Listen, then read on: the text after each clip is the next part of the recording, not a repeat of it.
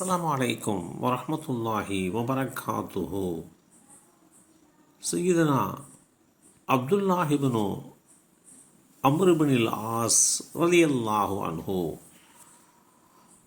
அல்லாஹுடைய தூதர் ஸல்லல்லாஹு அலைஹி வஸல்லம் அவர்கள் ஒரு முறை இந்த நபித்தோழரிடம், அப்துல்லாகவே, நீர் பகலெல்லாம் நோன்பு நோற்று இரவெல்லாம் நின்று வணங்குவதாக எனக்கு கூறப்படுகிறதே என்று கேட்டார்கள். அப்போது அப்துல்லாஹ் இப்னு அம்ர் இப்னுல் ஆஸ் ரலியல்லாஹு அன்ஹு அவர்கள், ஆம் அல்லாஹுடைய தூதரே என்று பதில் சொன்னார்கள். அப்போது அல்லாஹுடைய தூதர் ஸல்லல்லாஹு அலைஹி வஸல்லம் அவர்கள், இனி அவ்வாறு செய்யாதீர். சில நாட்கள் நோன்பு வைக்க வேண்டும், சில நாட்கள் நோன்பை விட்டுவிட வேண்டும். சிறிது நேரம் தொழுக வேண்டும், சிறிது நேரம் உறங்க வேண்டும்.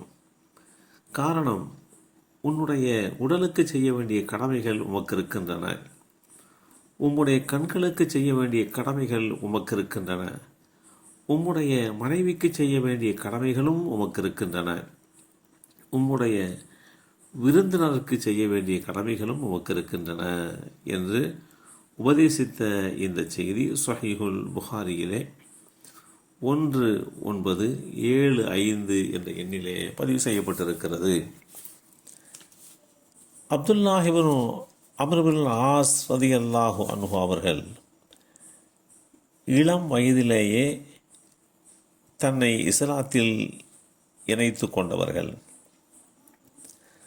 அல்லாஹுடைய வேத வாக்கியங்களை எழுதுகின்ற எழுத்தாளர்களில் ஒருவராகவும் திகழ்ந்தார்கள். தயாள உள்ளவர்களாக இவர்கள் வாழ்ந்த அந்த வாழ்க்கை ஒரு சிறப்பான ஒரு வாழ்க்கை. அப்துல்லாஹ் இப்னு அம்ர் ரலியல்லாஹு அன்ஹுமா அவர்கள் கொஞ்சம் வித்தியாசமாக இருப்பார்கள். இவர்களுடைய தந்தை இஸ்லாமிய மார்க்கத்திற்கு நுழைவதற்கு முன்பாகவே இவர்கள், அதாவது மகன், இஸ்லாத்தில் இணைந்து விட்டார்கள். பல ஆண்டுகள் கழித்துத்தான் இவர்களுடைய தந்தை அம்ர் இப்னுல் ஆஸ் ரலியல்லாஹு அன்ஹு அவர்கள் இஸ்லாத்தில் இணைந்ததாக வரலாற்று ஏடுகள் தெளிவுபடுத்துகின்றன. அல்லாஹுடைய தூதர் ஸல்லல்லாஹு அலைஹி வஸல்லம் அவர்களிடமிருந்து கேட்கின்ற அனைத்தையுமே முதலில் இவர்கள் எழுதி கொள்வார்கள். அப்படிப்பட்ட ஒரு குணம் படைத்தவர்கள். கல்வியில் ஆற்றல் பெற்ற பெருமக்களில் மிகப்பெரிய ஆளுமை நிறைந்தவர்களுடைய பட்டியலில் இந்த அப்துல்லாஹ் இப்னு அம்ர் ரலியல்லாஹு அன்ஹுமா அவர்களும் இருந்ததால் இவர்களை கொண்டு நிறைய வேத மறையினுடைய பணிகள் இந்த உலகத்திற்கு பரவியது என்று சொன்னால் அது மிகையாக ஆகாது.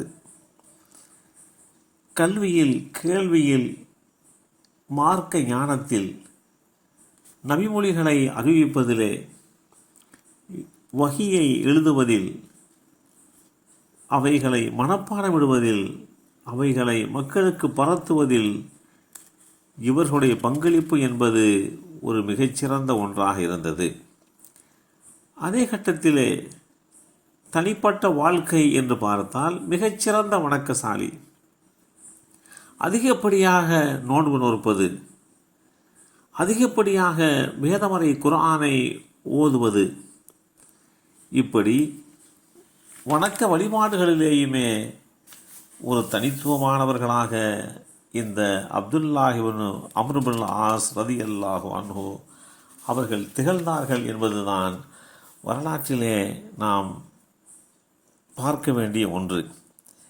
நபி ஸல்லல்லாஹு அலைஹி வஸல்லம் அவர்களிடமிருந்து ஒவ்வொரு விஷயங்களையும் எடுத்து முத்தான எழுத்துக்களால் பொறிக்கப்படுகின்ற பல்வேறு செய்திகளை இந்த உலகத்திற்கு தந்தவர்கள். இப்படி நூற்றுக்கணக்கான நபிமொழிகளை அறிவித்த, வேத வரியை எழுதுகின்ற